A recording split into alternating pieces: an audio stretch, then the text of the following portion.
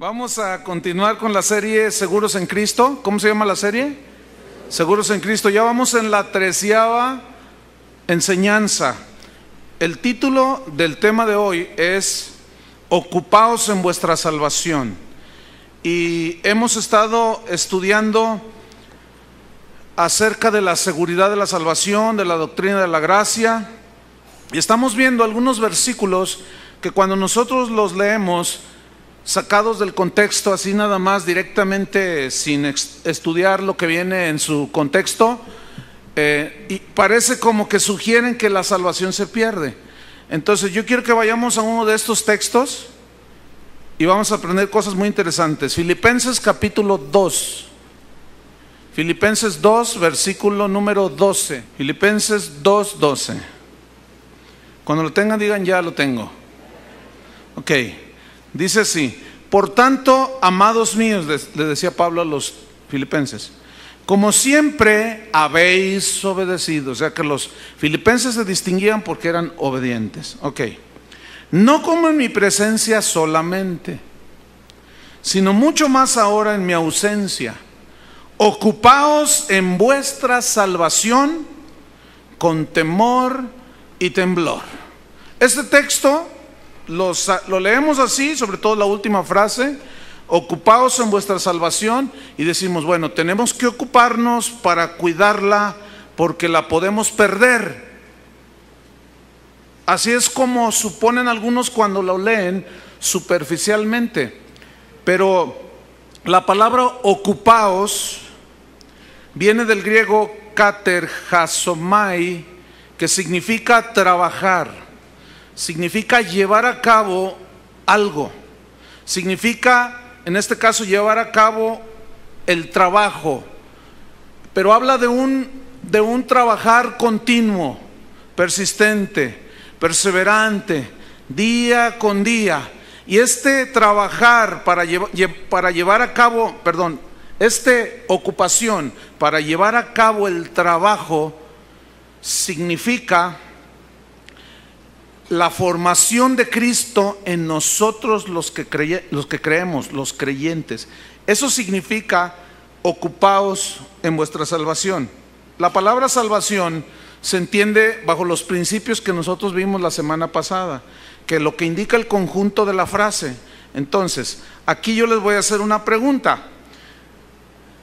Dice aquí, ocupaos, trabajar significa llevar a cabo el trabajo. Y les pregunto, entonces, esto significa que debemos trabajar continuamente para que por las buenas obras nosotros podamos preservar la salvación que nos dio el Señor por gracia por medio de la fe, porque corremos el peligro de perderla. ¿Eso significa?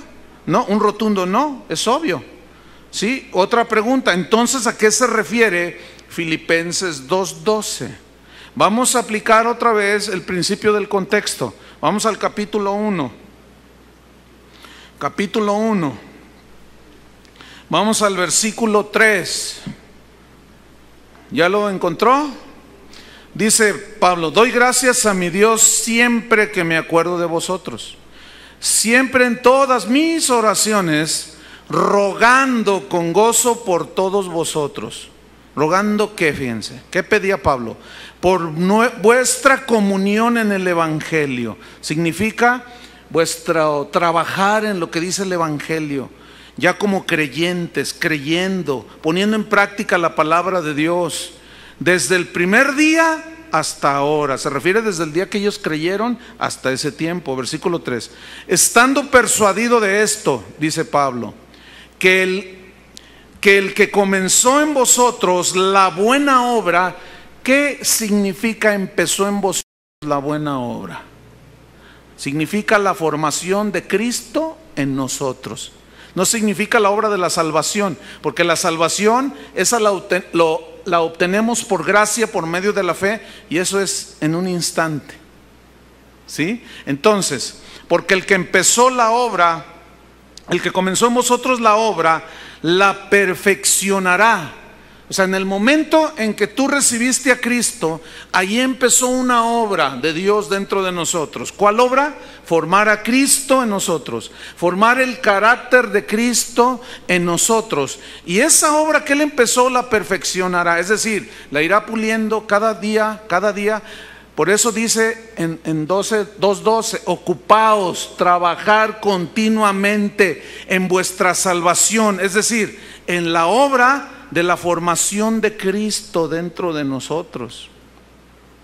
Dice entonces que esa buena obra que Él empezó la perfeccionará hasta el día de Jesucristo. ¿Qué significa esto? Que no dejaremos, Dios no dejará de hacer la obra en nosotros y nosotros de poner atención en formar a Cristo cada día hasta que Cristo venga. Es decir, este proceso de perfeccionamiento durará, ¿cuánto durará? Toda la vida, toda la vida. Dice el versículo número 7, como me es justo sentir esto de todos vosotros, pues por cuanto os tengo en el corazón y en mis prisiones, y en la defensa y confirmación del Evangelio, todos vosotros sois participantes conmigo de la gracia. ¿Ven? Ahí está, ya son salvos. Pero ahora el que empezó la obra tiene que seguir trabajando en nosotros, porque Dios dice, me es testigo de cómo os amo a todos vosotros con el entrañable amor de Jesucristo. Y esto pido en oración, que vuestro amor abunde aún más y más en ciencia y en todo conocimiento, para que aprobéis lo mejor, a fin de que seáis sinceros e irreprensibles para el día de Cristo, cuando Él venga. Ahora quiero que notes el versículo 11. Cuando Él venga nos quiere encontrar como llenos de frutos de justicia que son por medio de Jesucristo, para gloria y alabanza de Dios. Entonces es claro que el contexto nos está hablando de una formación de Cristo en nosotros. Ahora, si ustedes van al versículo 15, dice, algunos a la verdad predican a Cristo por envidia. Fíjate, predicar a Cristo por envidia. ¿Puedes creer eso? Pues ahí está. ¿Cómo es predicar a Cristo por envidia? Unos predican a Cristo por envidia y contienda, otros de buena voluntad. ¿Cómo predicas tú el Evangelio? ¿Por envidia, por contienda o de buena voluntad? Entonces aquí Pablo está poniendo en entredicho actitudes del corazón, forma de proceder de cada cristiano. Ok, en el versículo 21 dice, porque para mí el vivir es Cristo y el morir ganancia. Es decir, él no tenía otra razón de vivir si no era Cristo. Para mí el vivir, el estar cada día con Cristo porque quiero ser como Él, para mí el vivir es Cristo. Y el morirme es ganancia. ¿Por qué? Porque ya se acabaron todos los afanes. Entonces dice, nos vamos hasta el versículo, al capítulo 2. Dice, por tanto, ese por tanto es una frase que tiene conexión con lo que se dijo en el capítulo 1.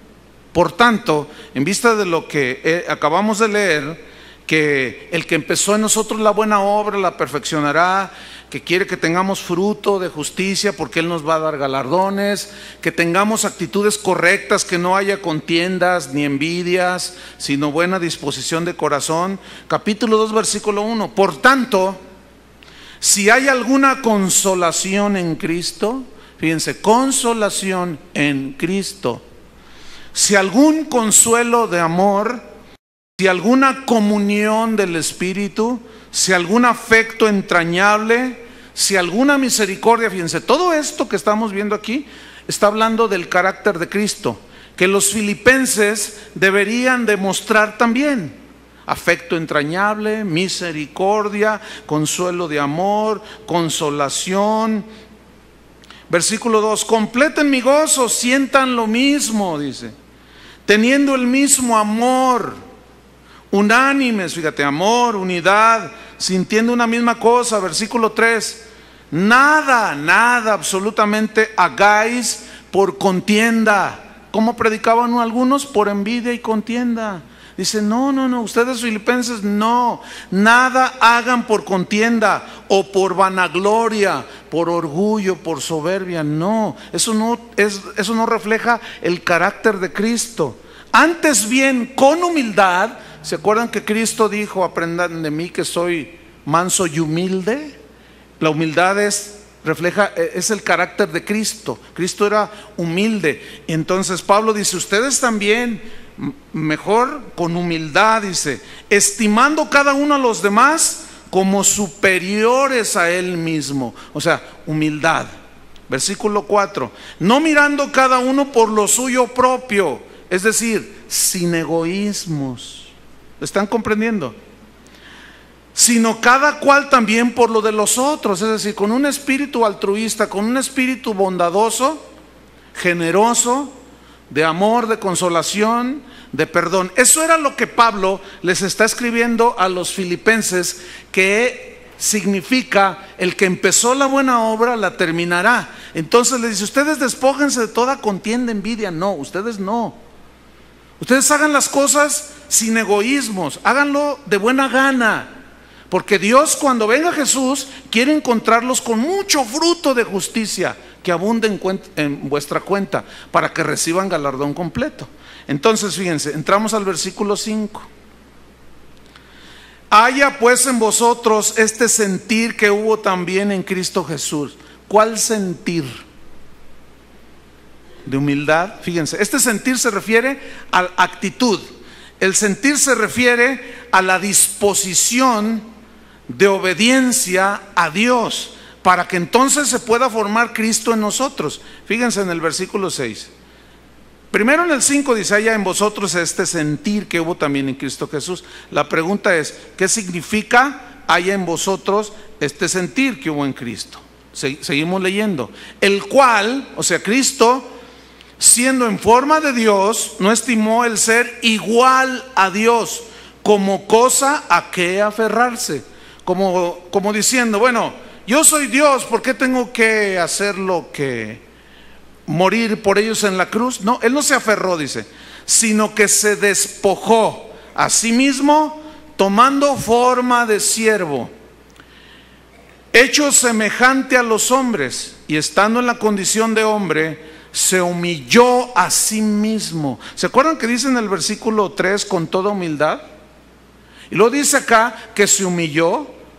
Haya pues ese sentir que hubo en Cristo, haya en vosotros ese sentir que hubo en Cristo, se refiere a eso, querer ser como Él. ¿Cuántos quieren ser como Él?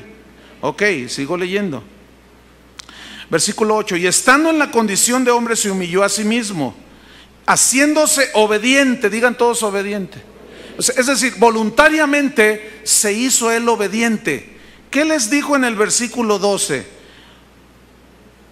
Por tanto, amados míos, como siempre habéis obedecido. Es decir, los filipenses estaban muy bien entendidos de que Cristo quería formarse en ellos, que la voluntad de Dios era que ellos reflejaran a Cristo, y es lo mismo para nosotros hoy.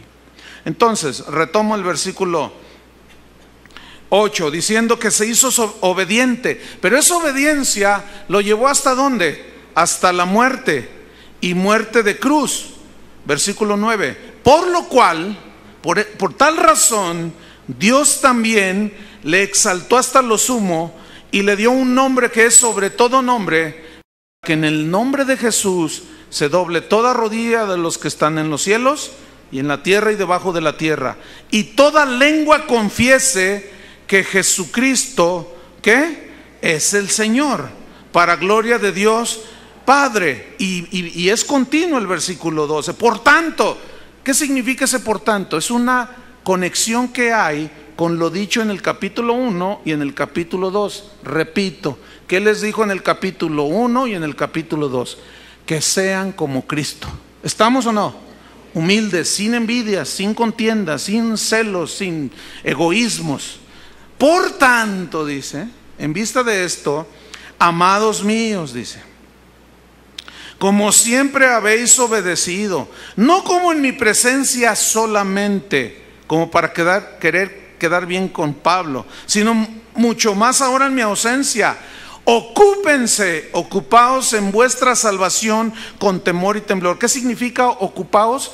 Trabajar continuamente ¿en qué? En que Cristo sea formado en vosotros. Entonces, ese ocupaos no se está refiriendo a cuidar la salvación, porque ahí salvación no significa condenación del infierno, sino salvación ¿de qué?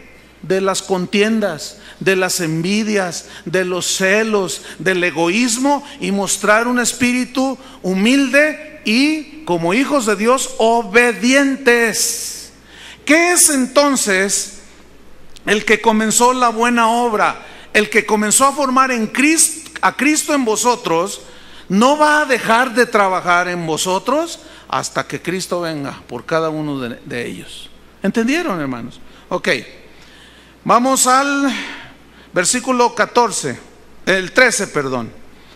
Entonces dice al final del 12: ocupaos en vuestra salvación, en que Cristo se forme, con temor, con temblor, es decir, con preocupación, pero no la preocupación así de nervios y eso, sino poniendo atención. Versículo 13: porque Dios es el que en vosotros produce así el querer como el hacer por su buena voluntad. Pregunto, ¿qué significa que Dios produce en vosotros el querer? ¿El querer qué? Ser como Cristo. El que Dios produce en nosotros solo lo puede producir en un nacido de nuevo. ¿Estamos?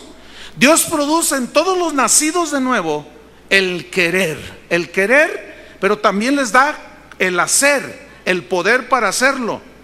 Entonces, el que comenzó la obra en cada uno de vosotros pone en cada uno de nosotros el querer ser como Cristo y el poder para poder ser como Cristo.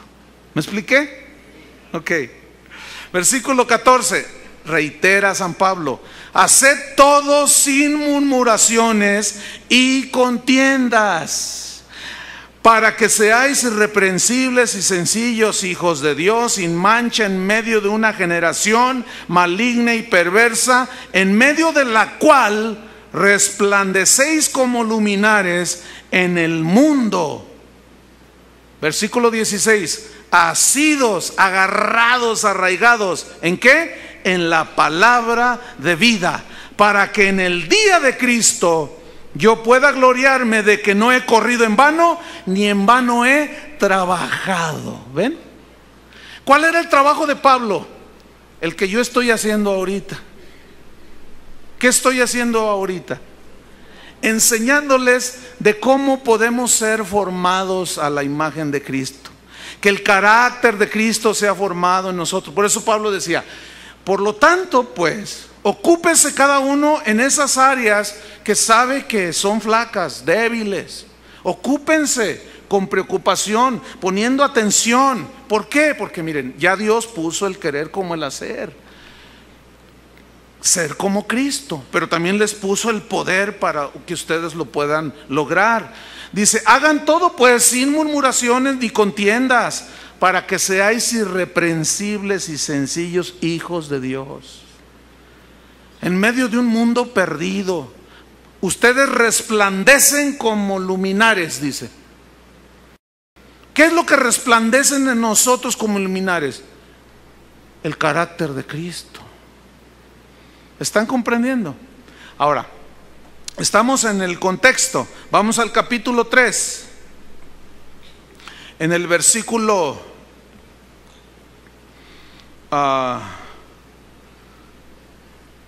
vamos al 7. Pero un poquito más arriba para tomarle más sentido. El 4, 3:4. Aunque yo tengo también de qué confiar en la carne. Aquí carne significan los logros de la naturaleza carnal caída. Si alguno piensa que tiene de qué confiar en la carne, yo más, decía Pablo. ¿Por qué? Miren, yo fui circuncidado al 8º día. Cumplieron mis padres con la ley. Y yo desde chiquito, fíjense, Bien. Del linaje de Israel. Wow. De la tribu de Benjamín. Hebreo de hebreos. En cuanto a la ley, fariseo. Es decir, estricto observador de los ritos de la ley. Eso es un fariseo. Versículo 6. En cuanto a celo, nadie me puede decir nada. Perseguidor de la iglesia. En cuanto a la justicia que es en la ley, irreprensible. O sea, Pablo era un hombre realmente notable en cuanto a la observancia de la ley. Pero recuerden que a él mismo le fue revelado que por las obras de la ley ninguno será justificado. Por eso dice en el versículo 7, pero cuantas cosas eran para mí ganancia. ¿Cuál ganancia? Lo de arriba que acabamos de leer. Dice, las he estimado como pérdida por amor de Cristo. Y ciertamente aún estimo todas las cosas como pérdida. Todas las cosas. ¿Cuáles cosas? Todos los logros de la carne. ¿Estamos? Las estimo como pérdida por la excelencia del conocimiento de Cristo Jesús. Es decir, ya no me importa todo aquello. Ahora lo que me importa es conocer a Cristo más. Ya lo conocí cuando nací de nuevo, pero ahora Él quiere perfeccionarse en mí. Empezó una buena obra y tiene que trabajar con mi carácter, con mi forma de ser, con mi forma de pensar. Cuando me vengo a dormir a la iglesia, todo eso tiene que trabajar el Señor. ¿Verdad que sí? ¿Qué más dice? Por la excelencia del conocimiento de Cristo Jesús mi Señor, por amor del cual lo he perdido todo, dice. Ese perdido todo se refiere a los logros de la ley, los logros de la carne. Y lo tengo por basura para ganar a Cristo. ¿Qué significa tengo por basura? La palabra griega que se usó para traducir basura es una palabra griega que significa estiércol, significa excremento. Así significa, es fuerte. La traducción aquí, lo tengo por basura. Bueno, le pusieron basura para que no se escuchara tan fuerte. Pero ¿alguno trae una Biblia donde dice estiércol? Mire, ahí está uno. ¿Alguien más trae? Allá está otro, allá está otro. Entonces me están dando la razón, ¿verdad? Es que el estiércol huele mal. Escuchen bien, ¿qué tenía por estiércol, por excremento maloliente Pablo? ¿Todo qué? Todos los logros de la carne. Todos los logros toda la justicia propia la tenía como algo maloliente que no servía para nada. Dice, con tal de ganar a Cristo. Este ganar a Cristo se refiere al conocimiento ahora, porque él le había sido revelada que la salvación era por fe, por gracia, por medio de la fe. Y ahora, acuérdense que él oraba en el versículo del 1 al 11 que leímos del capítulo 1, para que estén llenos del conocimiento, para que conozcan cada vez más, que tengan comunión con el Evangelio, que conozcan más a Cristo, porque conociendo más a Cristo nos damos cuenta cómo es Él. Entonces al verlo queremos ser como Él.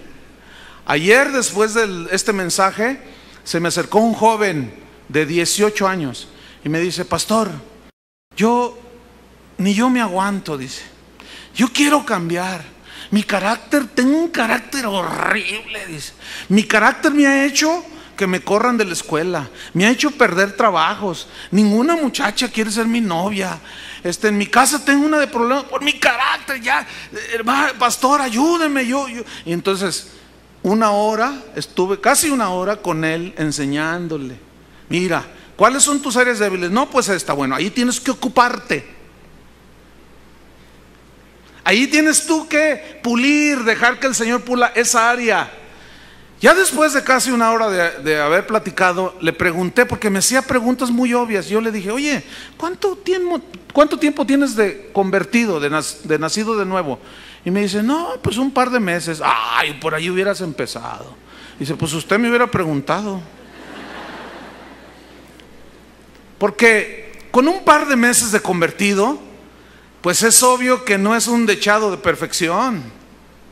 Le dije, sin embargo, tú estás dando un paso muy importante. Tienes ventaja sobre otros cristianos. ¿Cómo? Me dice. Te voy a explicar cuál es tu ventaja. Que ya reconociste que ni tú mismo te soportas. ¿Y qué tengo que hacer? Mira, como eres un recién convertido, el que empezó la obra en ti, a ver, yo te pregunto, cuando te convertiste hace unos meses, ¿qué cambios hubo en tu vida? No, bueno, pues dejé de tomar. Ah, ¿ves? Ya no me emborracho, ¿ves? Ya está uno allí. Pero mi carácter, bueno, Dios va a tratar con tu carácter. Pero tú tienes que ocuparte en ser salvo de esos arranques de ira que tú tienes y de enojo, y que no te puede decir el maestro, trajiste la tarea, pues ¿qué le importa? ¿Cómo que qué le importa?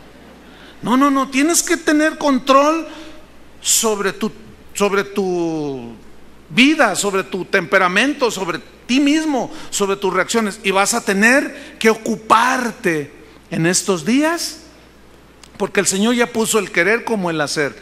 Él, un recién nacido de un par de meses, entendió perfectamente lo que yo estoy diciendo. ¿Cuántos que tienen años no me están entendiendo?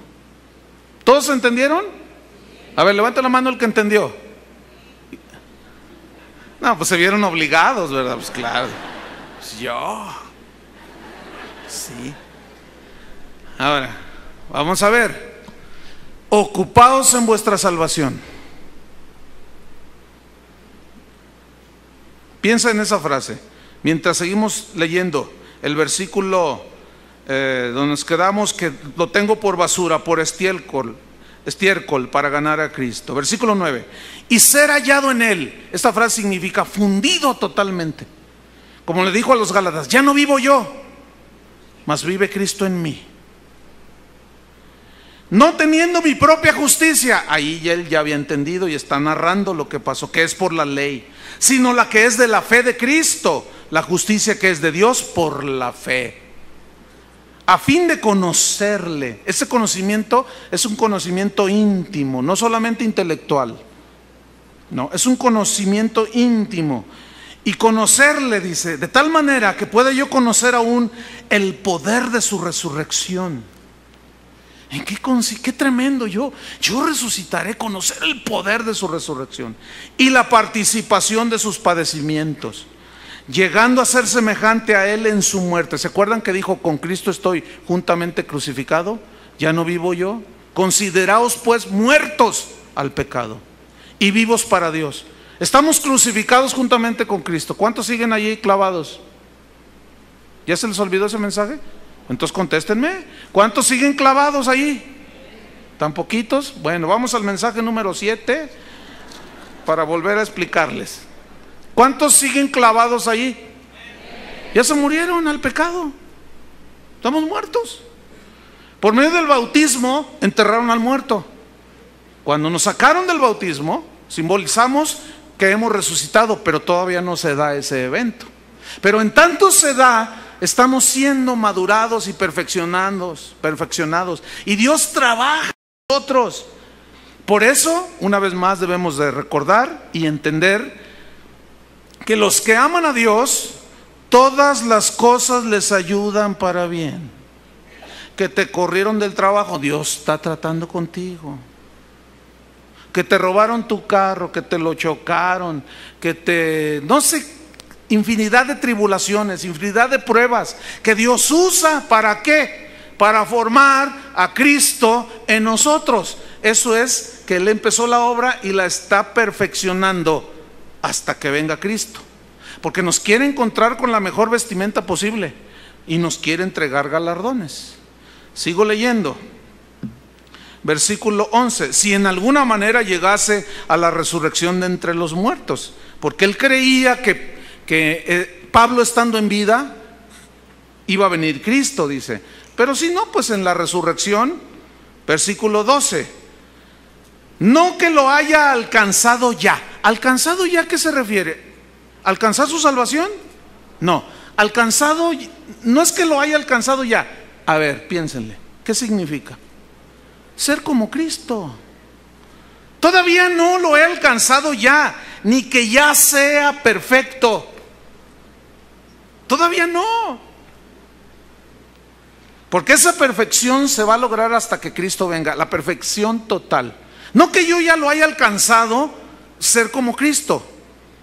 No soy perfecto todavía. Él reconocía que el que había empezado la buena obra lo seguía perfeccionando, aún a él mismo. Dice, sino que prosigo, camino hacia adelante, por ver si logro hacer aquello para lo cual fui también nacido por Cristo Jesús.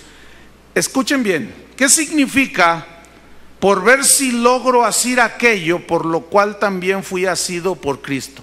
Fíjense, alcanzar aquello para lo cual que se logre en mí.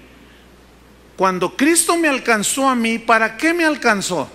¿Para qué me asió? ¿Para qué me tomó? ¿Para qué me llamó? ¿Para qué me hizo hijo suyo? ¿Para qué? Para hacerme como Él. Romanos 8:29. Y a los que llamó, esos también predestinó para que fuesen hechos conformes a la imagen de su Hijo Jesucristo.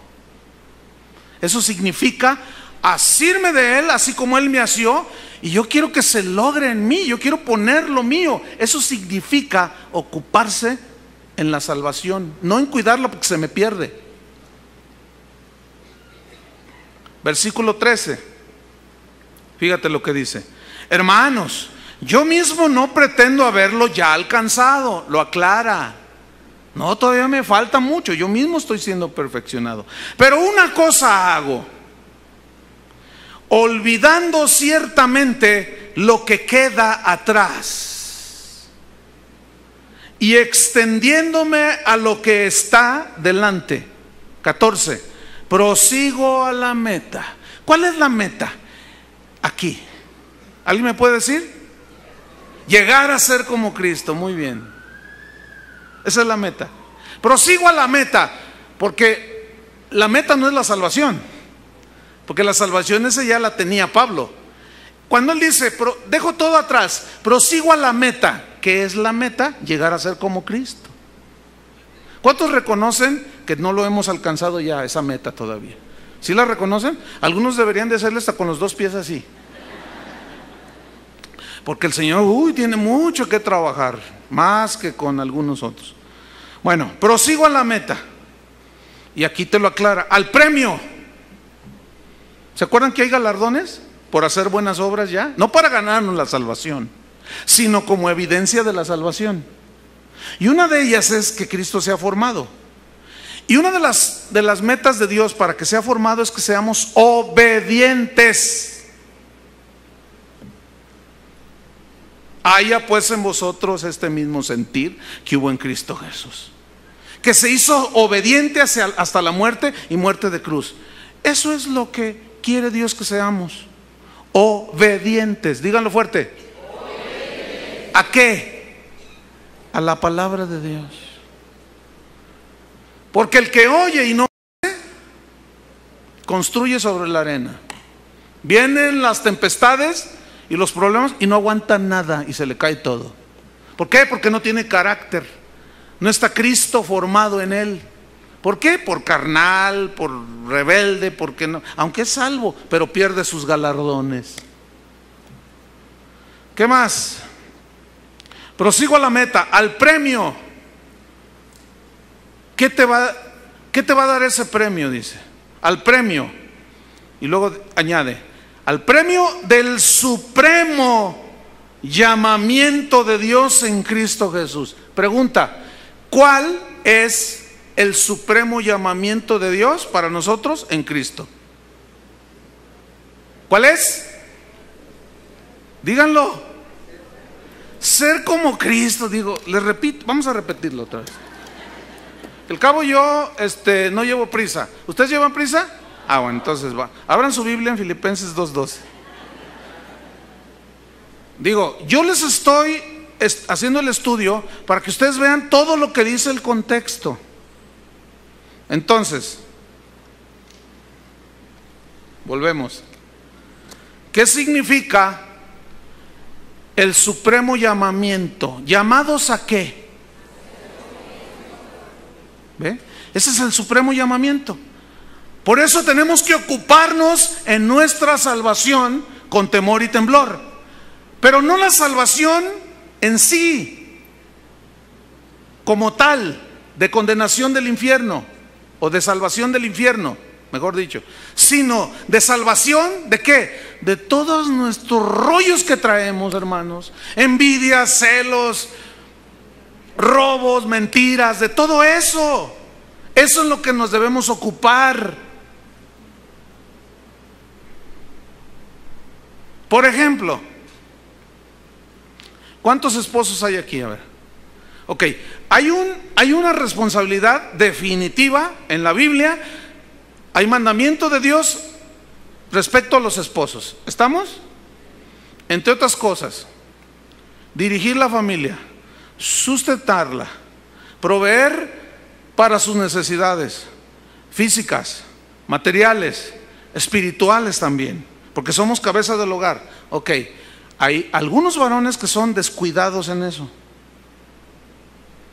De esos varones que, aunque son cristianos, pero no hacen nada, le dejan todo a la esposa. Y sabes una cosa, necesitas ocuparte en ese rasgo de debilidad de tu carácter. Y las señoras que no se someten muy bien, que digamos, a sus maridos, así como al Señor debemos estar sujetos, tienen que poner atención en ese rasgo. ¿Me estoy explicando? Tenemos que ocuparnos en esas cosas para que cuando Él venga nos encuentre como luminares, como alguien que brilla el carácter de Cristo. ¿Se acuerdan que dijo Él? Ustedes son la luz del mundo, y el mundo va a ver vuestras buenas obras y glorificarán al Padre. ¿Pero qué es ver las buenas obras? Ahí no se refiere a dar limosna, porque eso también lo puede hacer un ateo. ¿A qué se refiere? A ser como Cristo, a reflejar el carácter de Cristo. ¿Estamos? Entonces, ¿qué es el llamamiento qué es el supremo llamamiento de Dios en Cristo Jesús? Ser como Cristo. Tenemos que trabajar, hermanos. ¿Cuáles son tus puntos débiles? A ver, piensa así rápido. ¿Cuáles son? ¿Eres envidioso? ¿Eres celoso? O como me dijo un varón ayer también, me dijo: ay, pastor, yo todavía digo unas palabrotas. ¿Cuánto tienes de cristiano? No, pues como 10 años. No. Eres un descuidado. A ese punto ya deberías tú tener control sobre lo que hablas. ¿No es cierto? Ok, ¿qué debo hacer? Bueno, pon atención a esa área. Es que se me salen. Oye, pastor, ¿que Dios no va a juzgar por la intención? Yo lo digo así nomás. La Biblia es clara: ninguna palabra corrompida salga de vuestra boca. No maldigáis. Ese es un ejemplo. A ver, piensen, ¿qué es unas debilidades tuyas? Yo sé cuáles son las mías, y yo me ocupo en ellas. Me tengo que ocupar en ellas. Por ejemplo, si eres flojo para levantarte en la mañana que tienes que ir a trabajar y lo siento, mijo, dice el Señor, tienes que levantarte a trabajar. Dale permiso a tu esposa que te levante con un cacerolazo en la cabeza. Mi amor, es que pongo el despertador y en cuanto suena, y otra vez.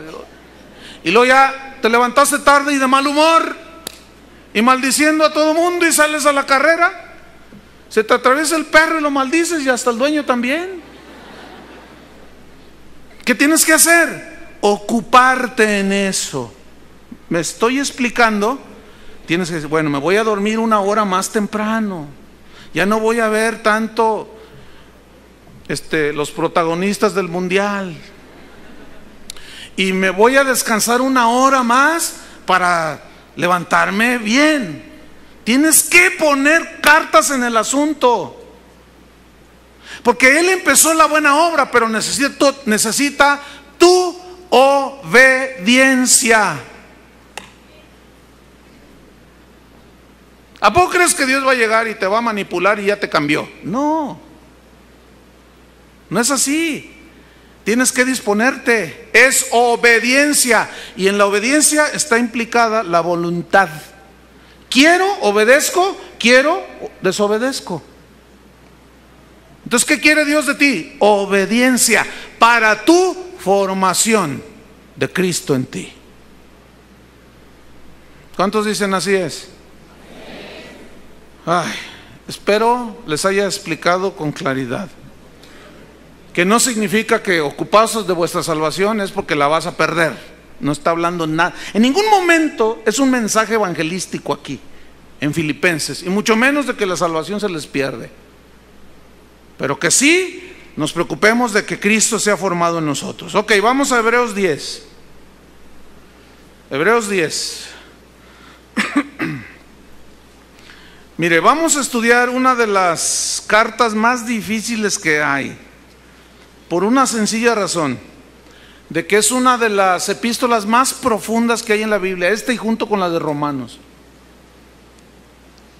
No solo son las más difíciles de entender y de estudiar, sino aún de explicar, porque requiere un conocimiento previo del Antiguo Testamento. Y yo entiendo que muchos de ustedes son nuevos, que no tienen un conocimiento previo del Antiguo Testamento. Entonces van a tener que ser pacientes con esto. Y la paciencia es un fruto.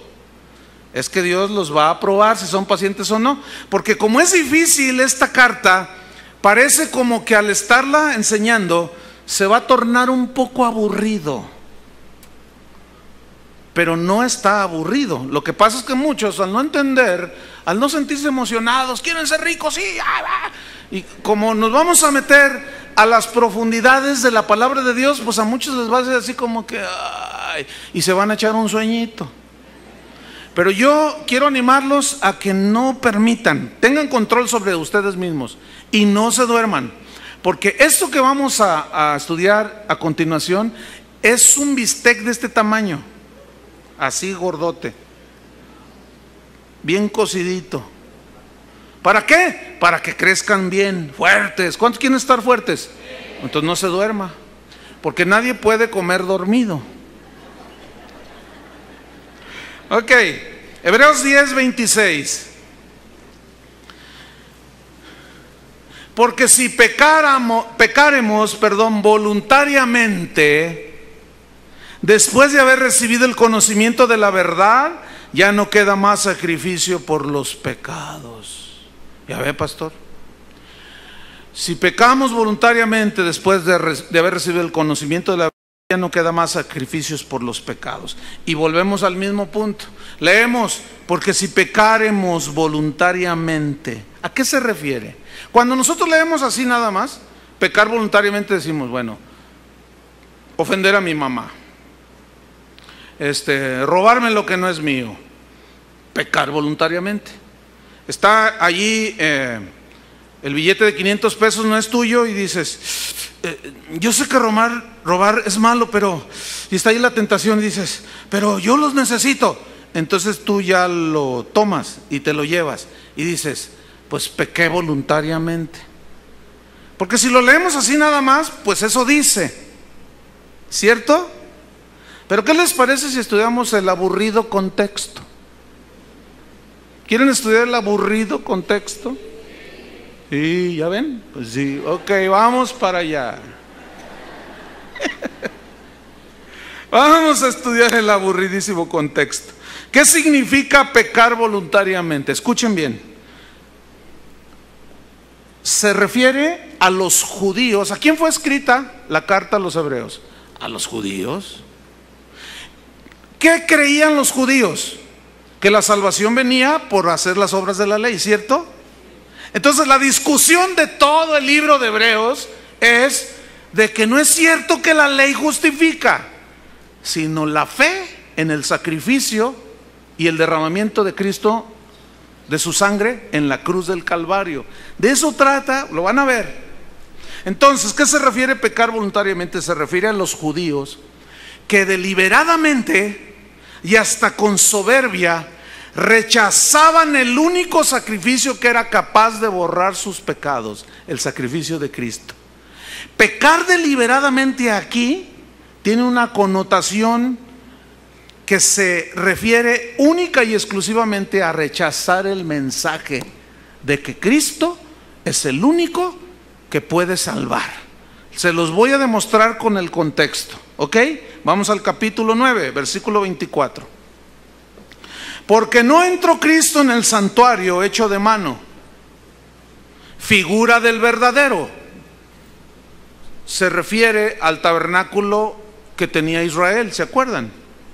Donde había un atrio, un lugar santo, un lugar santísimo. Dice, no entró Cristo en el santuario hecho de mano, que era figura, sombra del verdadero, sino que entró en el cielo mismo, en la misma presencia del Padre, para presentarse ahora por nosotros ante Dios. Versículo 25. Pero lo hizo no para ofrecerse muchas veces, como entra el sumo sacerdote en el lugar santísimo cada año con sangre ajena. ¿Sangre de quién? De animales, muy bien. Versículo 26. De otra manera, le hubiera sido necesario padecer muchas veces, desde el principio del mundo. Pero ahora, en la consumación de los siglos, se presentó una vez para siempre por el sacrificio de sí mismo para quitar de en medio el pecado. Yo quiero enfatizar la frase quitar. En el griego original significa borrar completamente. Es decir, que ya no existen más. Ya fueron borrados. Eso era diferente a la sangre que el sacerdote tomaba de los animales, la llevaba al propiciatorio, rociaba en el propiciatorio. ¿Se acuerdan que estaba el arca y el propiciatorio? Y era para decir, Señor, sé propicio, es decir, perdona nuestros pecados, Señor. Y luego el sumo sacerdote salía con una rama de hisopo, la impregnaba de sangre y rociaba, simbolizando perdón de pecados. Pero esos pecados no eran borrados, eran cubiertos solamente. Era como ponerles algo nada más encima. Pero aquí dice que el Señor se presentó para quitar de en medio el pecado. Ok, versículo 27. Y de la manera que está establecido para los hombres que mueran una sola vez, y después de esto, el juicio. Escúcheme, este solo versículo contradice terminantemente la filosofía de la reencarnación. ¿En qué consiste? En que tú puedes tener múltiples vidas, de que tú mueres y según te hayas portado, reencarnas. Si te portaste mal, reencarnas en una rata. Si te portaste pues más o menos, en una cucaracha. Si te portaste pues mejorcito, en una vaca. Háganme favor. Por eso hay en Tailandia y en muchos países, Indonesia, hay templos que están llenos de ratas. ¿Se han fijado en eso? No sé cuántos han visto en la televisión. Y tú dices, ay, ¿por qué no las matan? No, porque dicen, no la mates, no vaya a ser mi abuelita. No, eso es lo que es en serio, Suena así irracional y ridículo, pero esa es la ridiculez de esa filosofía. Está establecido para los hombres. ¿Quién lo estableció? Dios. Que mueran una sola vez. Y después de eso, juicio. No hay reencarnación y cosas de esas. No existe eso. ¿Qué más? Versículo 28. Así también, Cristo fue ofrecido una sola vez. ¿Cuántas veces? Una. Para llevar los pecados de muchos. Esos muchos son los que han creído y los que creerán. Y aparecerá, vendrá por segunda vez Cristo, sin relación con el pecado. Es decir, no tiene nada que ver ya cuando Él venga por los que creyeron con cuestión de que si eres pecador o no. Ya no, ya vendrá sin relación con el pecado.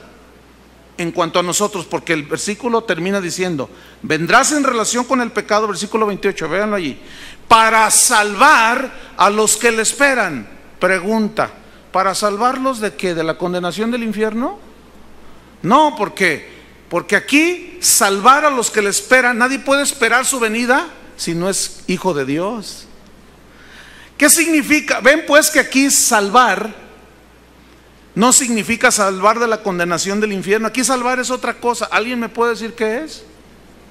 Para salvarnos ya de todos los sufrimientos de esta vida, hermanos. Porque cuando estemos con Él allá, yo me tengo que ir, dijo. En la casa de mi Padre hay muchas moradas.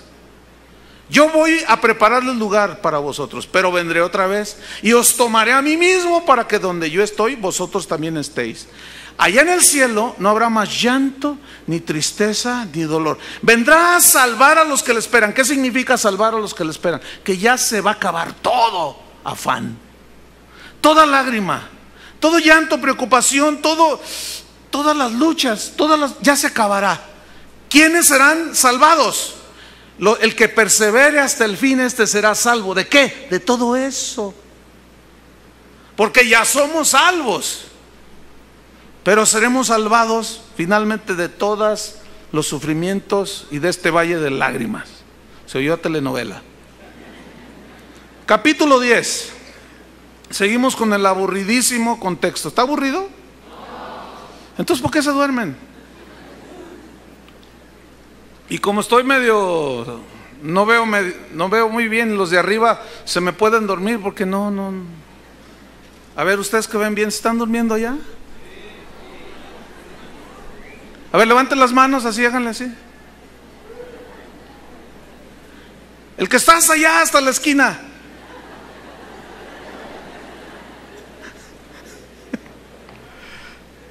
Ve, el que está hasta arriba en la esquina, ve arriba en tu techo, ¿ves el hoyo que está ahí? Por ahí entra un rayo. ¿De veras? Ok, ¿seguimos? Capítulo 10. Entonces Él vendrá por los que le esperan. Capítulo 10, versículo 1. Porque la ley de Moisés, teniendo la sombra de los bienes venideros, no la imagen misma de las cosas, es decir, todo en el Antiguo Testamento era simbolismo, no era sustancia. Todo esto, dice, los sacrificios de animales, nunca puede, por los mismos sacrificios que se ofrecen continuamente cada año, hacer perfectos a los que se acercan. Nunca puede. ¿Qué significa que nunca puede hacer perfectos? Que nunca pueden darnos una salvación como lo hace la sangre de Cristo. Eso significa. Nunca puede hacernos perfectos delante de Dios. ¿Cómo nos ve Dios a los que hemos nacido de nuevo delante de Él? ¿Cómo nos ve? Perfectos. ¿Qué significa perfectos? ¿Que no fallamos? No. Aquí perfectos, ven, aquí encontramos otra vez lo mismo. Aquí perfectos tiene otra connotación. ¿Qué significa? Que delante del Padre estamos sin mancha. ¿Por qué? Porque nuestros pecados ya han sido borrados. Eso significa, Él ya nos ve como perfectos. Ninguna condenación hay para los que están en Cristo Jesús. Ninguna. ¿Cuántos están en Cristo? Ninguna condenación hay. Ninguna. Pero ¿y el pecado que hice ayer? Confiésalo a Dios y Él es fiel y justo y te perdonará y te limpiará de maldad. Pero ninguna condenación hay. Entonces, todos esos rituales, pencas de nopales en la espalda, corretizas de rodillas hasta San Juan de los Lagos, todo eso, escúchenme bien, no tiene poder alguno, es incapaz, es imposible de hacer justo a alguien delante de Dios. Porque si así fuera, entonces ¿para qué vino Cristo a morir? Cada quien arrégleselas. Y ya me imagino a Chuy colgado de arriba para agradar a Dios, de cabeza, ¿verdad? Versículo número 3. No, en el 2. De otra manera, dice, cesarían de ofrecerse los sacrificios estos, porque ya hicieron perfecta a la gente. Pues los que los tributan este culto limpios una vez, no tendrían ya más conciencia de pecado. Pero en estos sacrificios cada año se hace memoria de los pecados, ¿ven? O sea que tú llegabas y decías, ay Señor, me perdonaste el pecado, pero hace 15 años yo era un hombre de lo peor. Hace 15 años yo le pegué a mi esposa.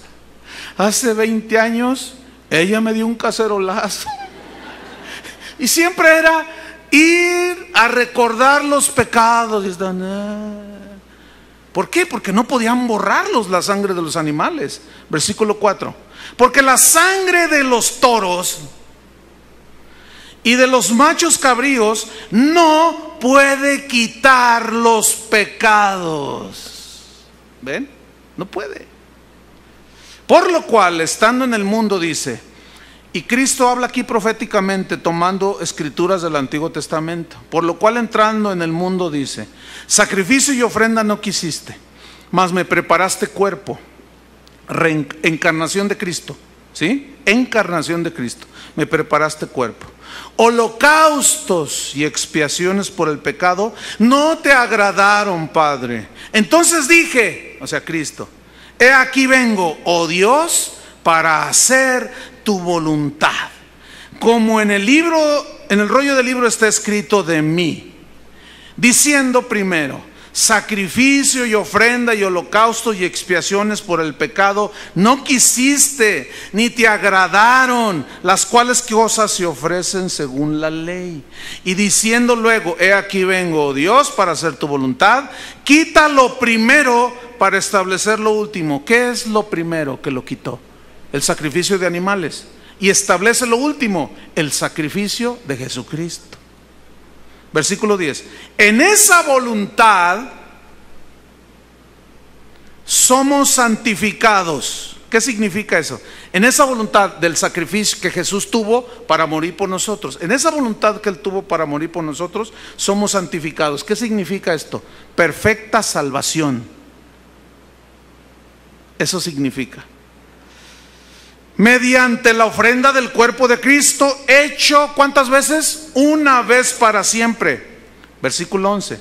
Y ciertamente todo sacerdote está día tras día ministrando, pero estos sacerdotes no son sacerdotes católicos, son del Antiguo Testamento, del linaje de Leví.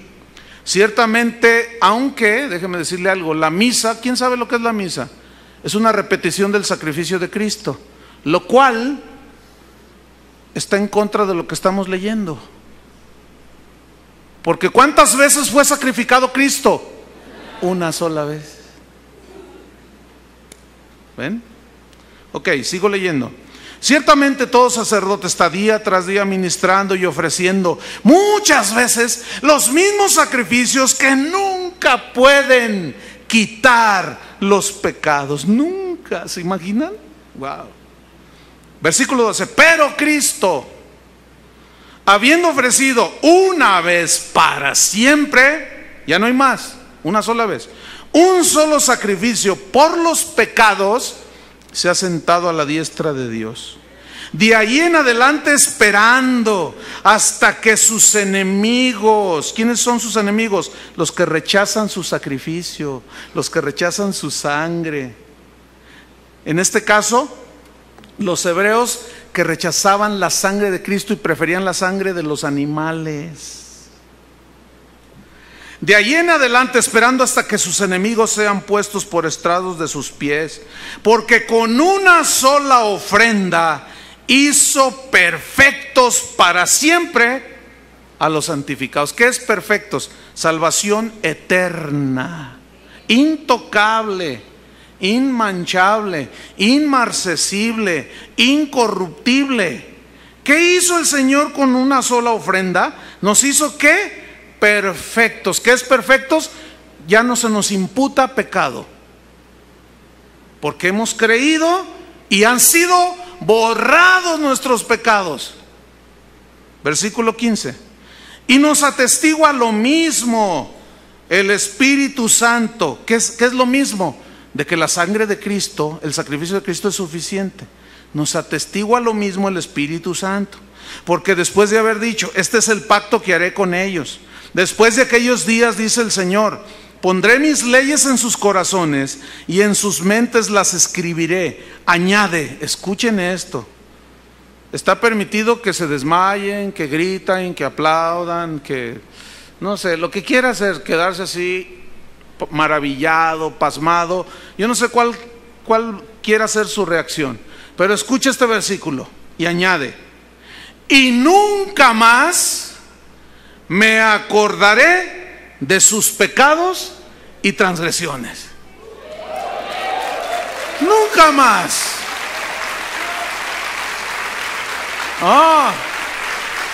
Entonces hay algunos ahí en el auditorio diciendo: entonces lo que yo hice hace 5 años, ¿ella no se acuerda? Si está bajo la sangre de Cristo ya quedó borrada.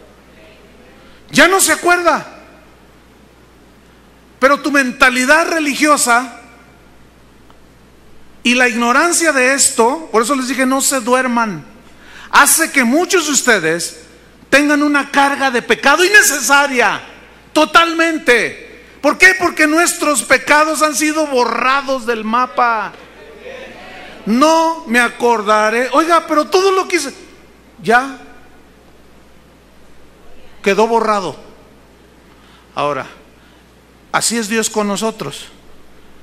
Pero hay señoras con sus maridos que no son así. Y dicen, ya son cristianos, ya le pidieron perdón hace 20 años de lo que le hicieron hace 40.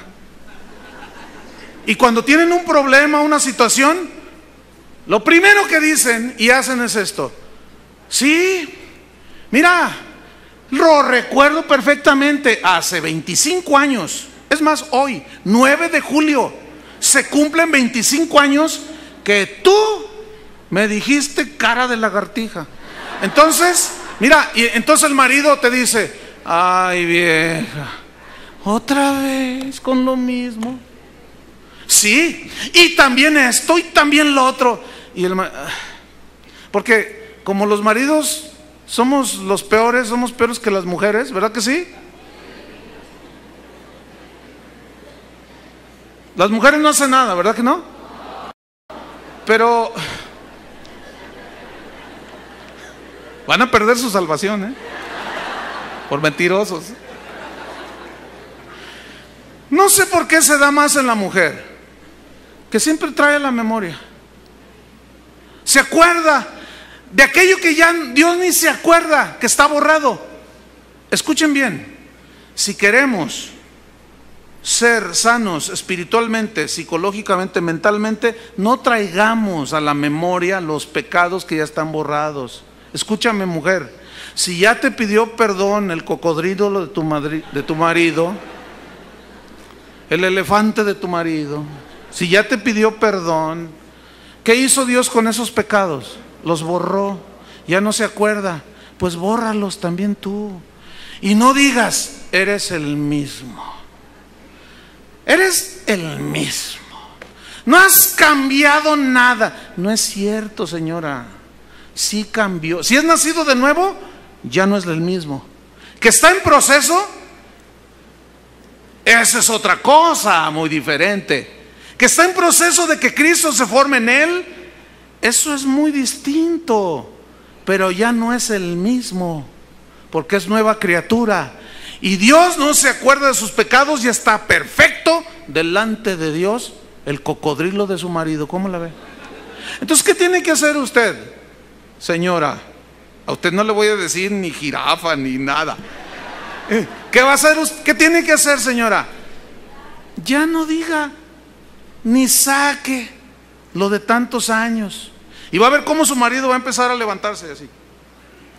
Porque lo tiene todo cargado y siempre es el mismo, y él es el mismo, y quién sabe qué. Es más, le voy a decir al pastor, y que ya lo trae. Pobre viejo. Ya déjelo. Mire, Dios ya lo dejó y lo libró de condenación. ¿Quién es el que hace ese trabajo de condenación? El diablo. Deje de ser su aliado. Y ya.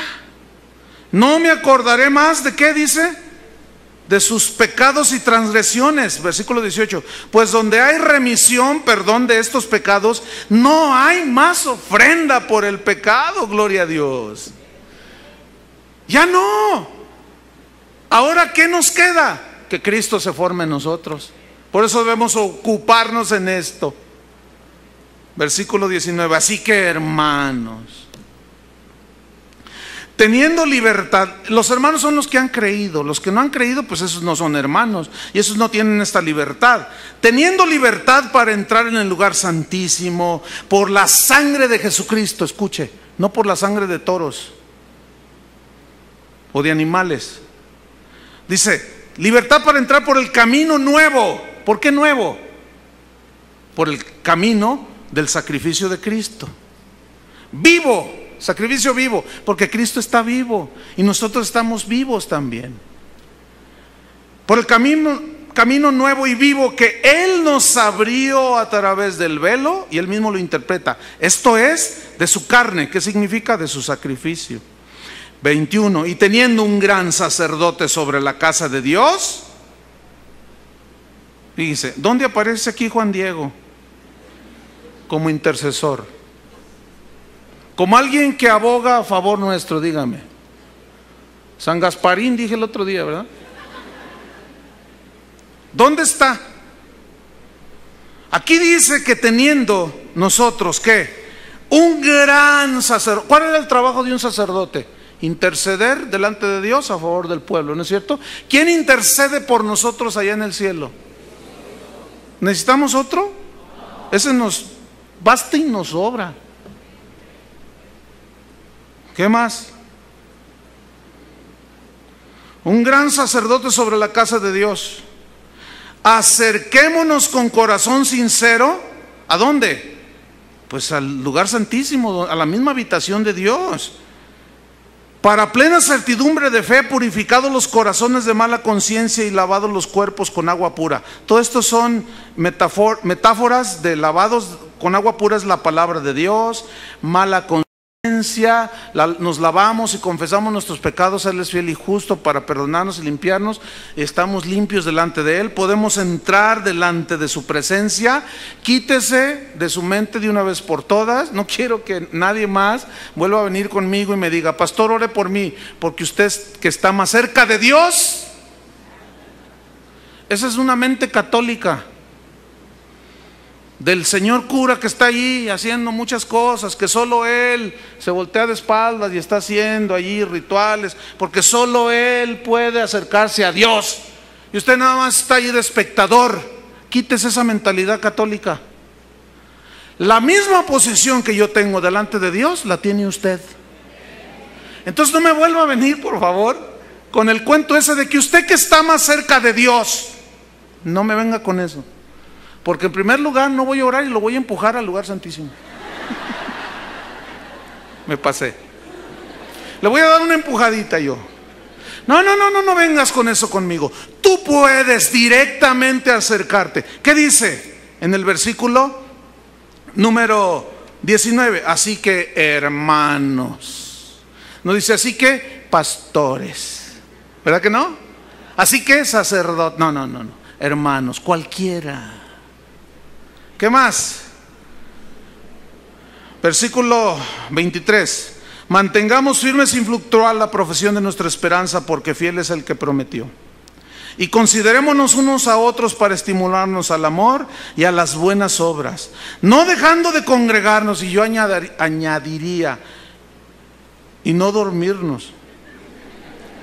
No dejando de congregarnos ni de dormirnos, como algunos tienen por costumbre.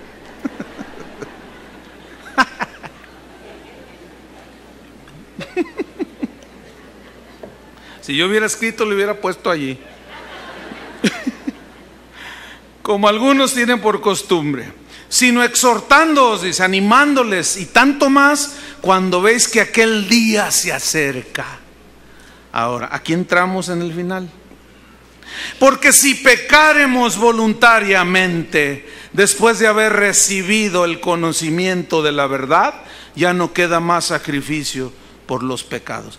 ¿Qué significa si pecáremos voluntariamente después de haber conocido la verdad.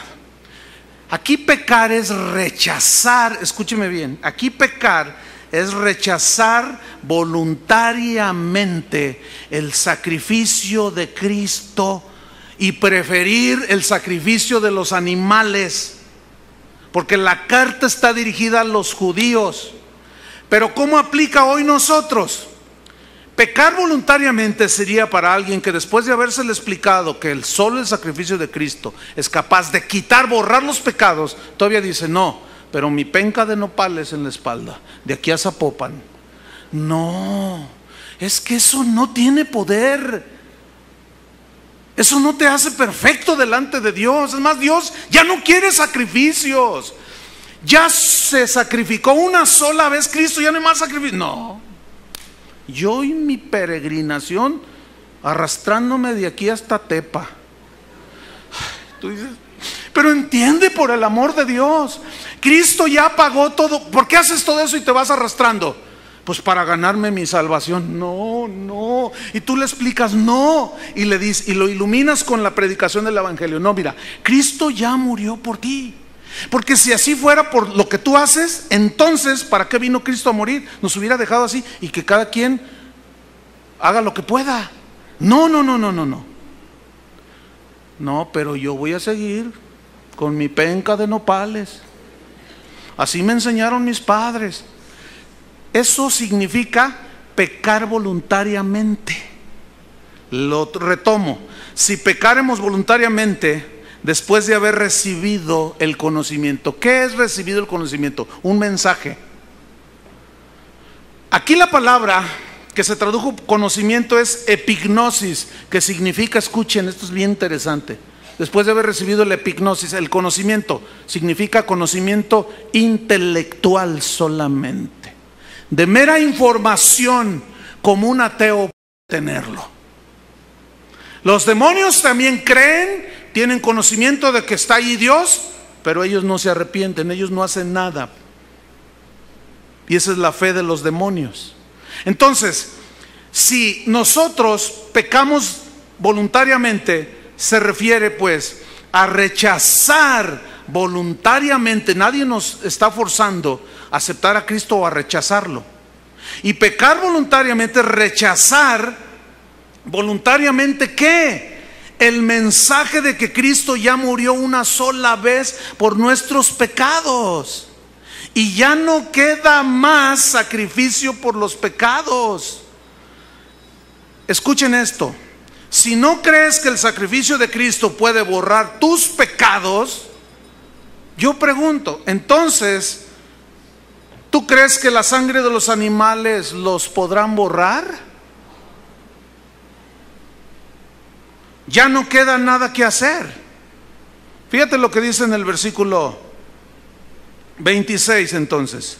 Después de haber recibido el conocimiento de la verdad, ya no queda más sacrificio por los pecados, sino una horrenda expectación de juicio. Eso es lo que queda. ¿No crees? Ya qué más se puede hacer. Una horrenda expectación de juicio y de hervor de fuego que ha de devorar a los adversarios, es decir, a quienes se oponen a la verdad de que solo Cristo es el único que puede borrar nuestros pecados. Fíjate el 28 y nos vamos sobre el final. El que viola la ley de Moisés por el testimonio de 2 o 3 testigos muere irremisiblemente. ¿Cuánto mayor castigo pensáis que merecerá el que pisoteare al Hijo de Dios y tuviere por inmunda la sangre del pacto? ¿Cuánto mayor castigo? Aquí castigo significa, viene del griego timoreo, que significa castigar para salvar el honor. ¿Qué significa esto?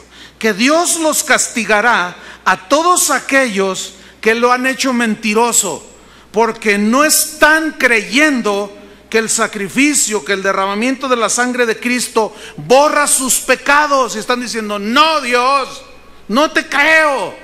Que con solo creer en el sacrificio de Cristo, ¿no me crees? Ya no puedo hacer más por ti. Lo único que te queda es una horrenda expectación de juicio. Horrendo. Y si la ley de Moisés cuando era violada tenían que morir, ¿cuánto mayor castigo recibirán aquellos que rechazan que solo Cristo puede salvarnos? Dios tendrá que salvar su honor, proteger su honor, por eso tiene que castigar, porque la gente que lo rechaza de esa manera, voluntariamente están diciendo: Dios, eres mentiroso, porque fíjate que mi penca de nopales es más eficaz. Sea Dios veraz, dijo Pablo, y todo hombre mentiroso. Y finalmente, y si pisoteare al Hijo de Dios. ¿Qué significa pisoteare? Viene una palabra griega bien interesante que por nuestra manera de ser les va a sonar, se van a reír. Pisotear viene de una palabra griega catapateo, así como que te pateo. Porque cata es debajo y pateo es pies en el griego. Entonces fíjate, poner bajo los pies, por eso se tradujo pisoteare. Pero también significa rechazar con desdén, así como: ¿ese es tu ofrecimiento, Dios? No me interesa. Mi religión, lo que me enseñaron mis padres. Pero entiende que sin Cristo no vas a poder. No me interesa. Mi religión es la que me interesa. Y finalmente dice: pisotear al Hijo de Dios, si tuviere por inmunda la sangre del pacto. Inmunda, ¿qué significa? Del griego koinos, que significa sangre común, como la de un animal. Yo estoy convencido que un cristiano verdadero, jamás, para que les toque a todos un jamás un cristiano verdadero va a tener por común la sangre de Cristo. Eso es imposible, ¿sí o no? Al contrario, para nosotros la sangre de Cristo nos limpia de todo pecado, nos limpia de toda maldad. Entonces, a esos que les está hablando, si pecan voluntariamente, si rechazan voluntariamente la sangre de Cristo y pisotean al Hijo de Dios que la derramó y tienen su sangre como sangre de animales, ¿qué dice el versículo 31? Horrenda cosa es caer en manos de un Dios vivo. ¿Te imaginas? Nada más que ustedes no se preocupen, los nacidos de nuevo. Ustedes, si son nacidos de nuevo, no, el versículo 31 no tiene aplicación para ustedes. Les está hablando a los que pecan deliberadamente. Reitero, no está hablando de pecar y perder la salvación. No, ya vimos todo el contexto. Se refiere a rechazar el hecho de que solo la sangre de Cristo nos puede borrar y perdonar nuestros pecados. Ahora, ¿cuántos tienen ya esa sangre sobre ustedes? Cierren sus ojos un momento. Vamos a tomar un par de minutos. No se vaya nadie, por favor, todavía. Vamos a hacer algo. Es muy posible que aquí haya personas en este auditorio ahora que se han expuesto a esta enseñanza y no tienen a Cristo, no tienen la salvación, pero que quieren reconocer que son pecadores. ¿Hay alguien aquí en este auditorio que quiera entregar su vida a Cristo y sus pecados sean borrados? Levante su mano. ¿Habrá alguien? Hay algunas personas con su mano levantada.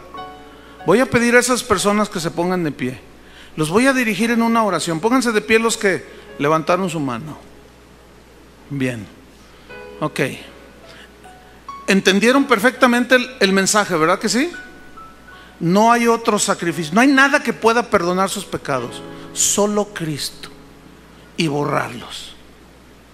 Cuando nosotros nos acercamos, como lo van a hacer ustedes, a Dios, creyéndole lo que hizo en Cristo, viene la salvación a ustedes. Van a abrir su boca y en voz audible van a decir esta oración para el Señor, no para nosotros. Yo los voy a dirigir.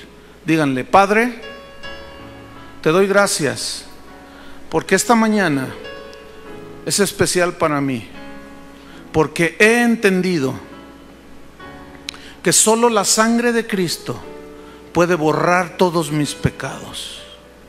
reconozco que soy pecador y que todas mis buenas obras que hice para ganar la salvación son nada y las tengo por basura en este momento.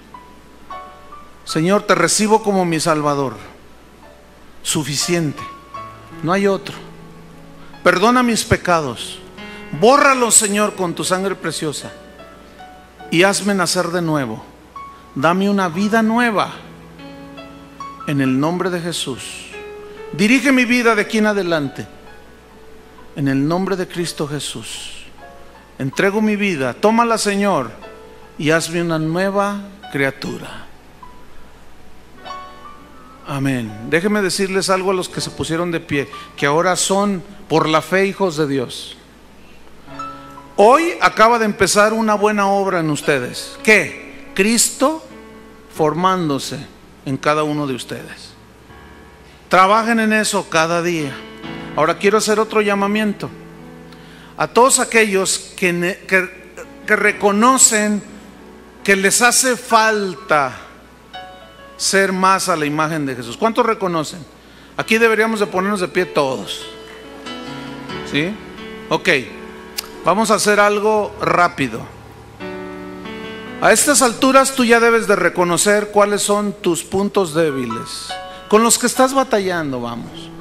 Puede ser mentiras, maledicencia, robo, qué sé yo, tantas cosas. Cierra tus ojos. Ahora, identifica esas cosas.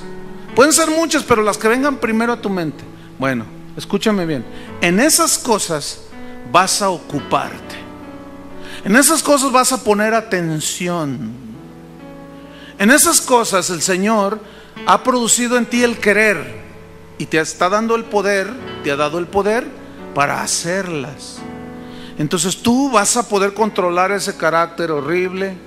Vas a poder controlar tu boca que maldice. Seguramente no será dentro de 10 minutos o una hora o mañana, pero es un proceso, ¿entienden? Ocupaos, sean obedientes, por lo tanto, ocúpense en su salvación con temor y temblor. Ocúpense en despojarse, sean salvos de los egoísmos, de las envidias, de los celos, de las griterías. Padre, en el nombre de Jesús, reconocemos que no lo hemos alcanzado ya, pero seguimos a la meta, al premio del supremo llamamiento de Dios en Cristo Jesús. Todos los que estamos aquí, nacidos de nuevo, anhelamos ser como Jesús. Y el que empezó la obra en nosotros, la terminará hasta el día de Jesucristo. Eso significa el que persevere hasta el fin será salvo. ¿De qué? De todos esos egoísmos, de las luchas, de las tribulaciones, de las vicisitudes de la vida. Porque salvos somos por la fe en Cristo Jesús. Amén. Que Dios los bendiga mucho. Amén.